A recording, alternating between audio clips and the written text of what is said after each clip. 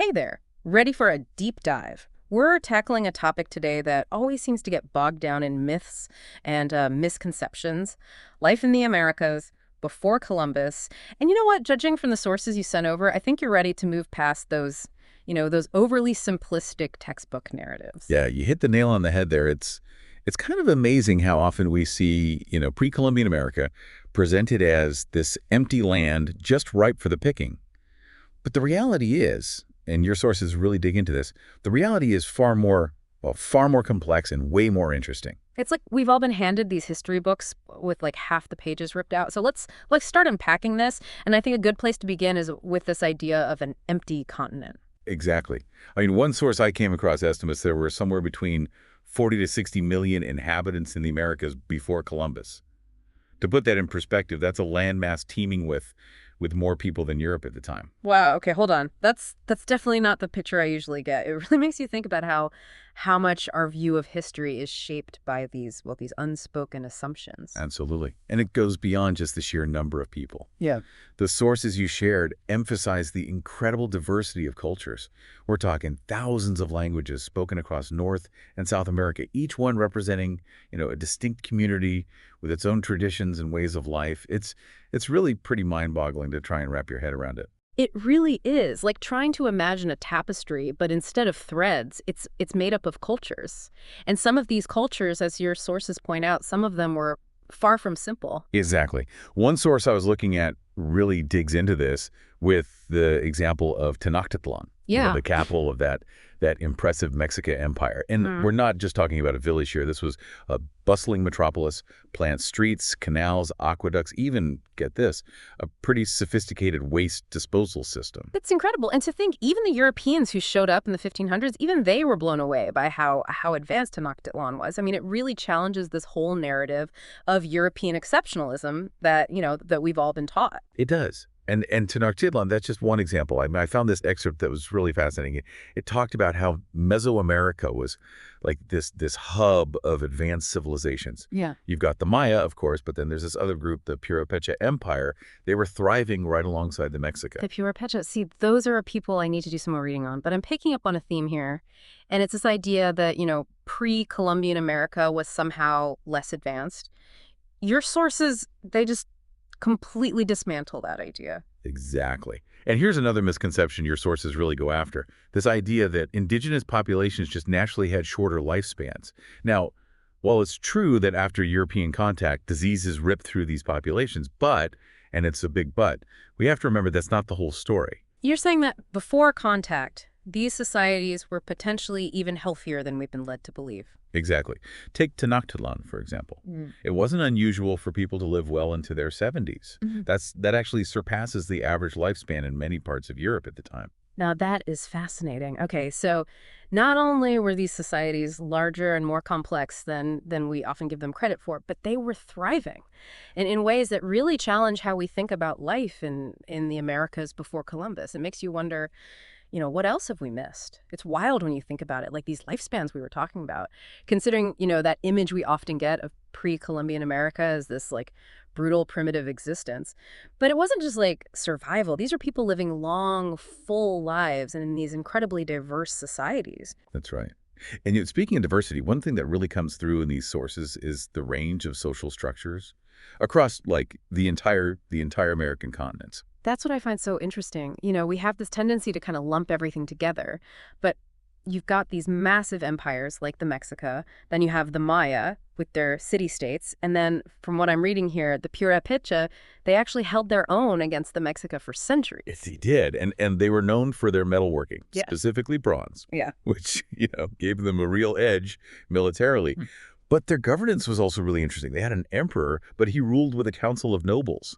So it was this blend of centralized power, but also shared governance. It really goes to show how diverse these civilizations were. I mean, not just geographically, but politically, too. Absolutely. And you see this even more when you contrast the empires in Mesoamerica with the societies in North America. Your sources actually, they have this whole section about it. Yeah. Like where those European explorers are meeting these groups, and leadership isn't inherited. It was earned, like through consensus, and it could even be taken away by the people. That really flips the script on how we think about power, doesn't it? It does. Just try to picture it, right? A society where a leader's authority comes not from who their parents were or from military power, but from the consent of the people they're leading. And that was the reality for a lot of groups in North America. Blows my mind. It makes you think about all these other ways you could structure a society. Like, how would that actually work in practice? How do you make decisions when everyone has a say? That's what those Europeans wanted to know, too. The sources don't really go into every detail, but they do highlight the role of councils, like Yep. you know, decision-making bodies and consensus building. It sounds like a very different way of thinking about leadership than what we're used to. Much more collaborative. Definitely. It really makes you realize there wasn't just one right way to build a society. These cultures, they had figured out how to make it work long before Europeans showed up. Exactly. It wasn't a static picture either. I mean, societies were constantly changing, rising, falling, and your sources do a good job of highlighting that. We've talked about the Mexica, the Maya, even the Purépecha. But over on the Pacific coast of South America, you had the rise and fall of empires like the Chimu. Their capital was this place called Chan Chan. And get this, it might have been even larger than Tenochtitlan. Chan, Chan. Wow. Okay, there's so much I still need to learn. But I have a question about that. Their capital, it was built out of adobe, right? That seems, I don't know, kind of risky for a city on the coast. You'd think so, but they really knew how to work with their surroundings. They built these amazing irrigation systems to bring water down from the Andes Mountains, Okay. basically created a thriving oasis in the desert. And even though they didn't get a lot of rain, they were able to use moisture from fog from the Pacific Ocean to help solidify those adobe bricks and make those structures last. Talk about adapting to your environment. It really shows this deep understanding of nature. I mean, they created these incredible cities without things like, iron and steel, which is what we usually think of when we think about large-scale construction. Exactly. And it gets to this other really important aspect that your sources bring up, this incredible ingenuity that existed in these pre-Columbian cultures. Yeah. And it goes way beyond just, social structures. It's like we've been given this very limited view of what these cultures were capable of, but when you read these sources, it paints a picture of innovation, like in every part of life. Totally. Take agriculture, for instance. The sources talk about the chinampas, those floating gardens created by the Mexicas, super clever way to create farmland on lake beds. Then you've got the Maya with their terracing and irrigation, literally reshaping their world, and all those different forest management techniques. It just shows how in tune with their environments they were. It's really incredible how they were able to not just survive, but truly thrive in such different environments. These weren't just farmers, they were like ecological engineers or something. Exactly. And their ingenuity wasn't limited to just, practical matters. I was reading this one source that was talking about how the Maya independently developed the concept of zero. Yeah, always blew my mind how they managed to figure that out. And it wasn't just about having a symbol for nothing. This was a major mathematical discovery. And it formed the basis for all sorts of other advancements, like their calendars, their astronomical calculations. Speaking of the Maya calendar, I mean, people love to talk about it, but it represents a mind-blowing level of knowledge, right? It wasn't just about keeping track of the days. It was about understanding their place in the cosmos. Exactly. And it really shows how they were pushing the limits of human understanding in all these different areas. Absolutely. But this innovation wasn't limited to just science and tech. I mean, the sources talk about art and craftsmanship too, like the textiles coming out of the Andes region. Those are unbelievable. Yeah. These intricate weavings, they weren't just clothing, they were art, they showed your status, they even had spiritual significance. And the crazy thing is, because of the dry climate in that region, so many of these textiles have been incredibly well preserved. It's like you can reach out and touch a piece of the past. That's powerful. Speaking of connecting to the past, the sources also mention metalworking in pre-Columbian America, particularly in South America. Oh, absolutely. Everyone knows about the gold, of course, but it went way beyond just making pretty things. Right. It's easy to fixate on that whole gold fever part of European exploration. But these cultures were already using gold and other metals to make practical tools, and they had been for a long time before Europeans showed up. Exactly. And they had all these sophisticated methods for smelting and working with the metals. They Yeah. made tools, weapons, jewelry, and they were masters at it. It just reinforces this image of these civilizations as incredibly resourceful, really Yeah. skilled at working with what they had available. I agree. And we could talk for hours about these specific examples, but it's important to remember this is just a tiny glimpse. Right, like we're only just scratching the surface here. Second. And there's one place in particular I'm really curious to hear more about, the Amazon. It's often portrayed as this like blank space, but your sources seem to tell a much more interesting story. It's a region that's been shrouded in misconception for a long time. People thought it was basically just this sparsely populated wilderness until Europeans arrived. But all these recent discoveries are really challenging that. So we're heading into the Amazon, right? A place that's, well, often pictured as this untouched paradise, at least until Europeans arrived. But the sources you sent, they suggest something a lot different, like there were complex societies thriving in the rainforest. Yeah, and it's an area of research that's really taking off.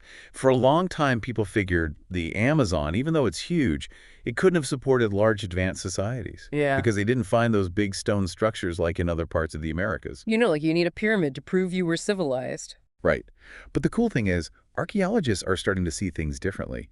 What they're finding in the Amazon, it's like it challenges how we even define an advanced civilization. Oh, okay, now you've got me really curious. What are they finding? So one of your sources talks about this Kasarabi culture in present-day Bolivia. Instead of building with stone, they created these massive earthworks. Earthworks, so like shaping the earth itself, instead of using stone. Exactly. And we're not just talking about mounds of dirt here. I mean, these were elaborate causeways, canals, raised platforms, all designed to, like, control the water, make their settlement safe, even use as ceremonial spaces. It's like they were taking the landscape and like molding it to fit their needs, their worldview. That's a great way to put it. And the scale of some of these earthworks is just incredible. Like one site, Katoka, it covers an area twice the size of Manhattan. Think about that. Twice the size of Manhattan, hidden in the Amazon. It makes you wonder, what else if we just walked right past because we weren't looking for the right clues? What do these earthworks tell us about the Kasaraba? Well, for one thing, it blows that whole sparsely populated idea right out of the water. These things would have taken a ton of people, organized labor, to construct. A level of social complexity people didn't think was possible in the Amazon. So basically, forget everything you thought you knew about the Amazon, right? It wasn't just a backdrop. It was home to these vibrant cultures. Exactly. And honestly, we're only just starting to uncover the story here. New discoveries are happening all the time. Evidence of trade networks, agriculture, even urban centers. It makes you rethink everything we thought we knew about human civilization in this part of the world. It really does. I came into this deep dive thinking we'd be exploring these lost worlds, and we have in a way, but it's more like they weren't lost, they were just hidden or misunderstood, or even in some cases purposefully erased. That's a really important point. And it just goes to show how important it is to look at history with a critical eye. Question what you think, look for different points of view. Couldn't agree more. And I think that's a perfect place to wrap things up. We've barely scratched the surface, but hopefully this has given you, the listener, a taste of just how vibrant, how complex life was in the Americas before Columbus. These were societies that rivaled, sometimes even surpassed, what was happening in Europe. With their own innovations, social structures, ways of looking at the world, it's incredible. And they deserve to be remembered for those achievements, not just for, what happened later on. So to everyone listening, keep asking those questions, keep learning, and let's rewrite this narrative together.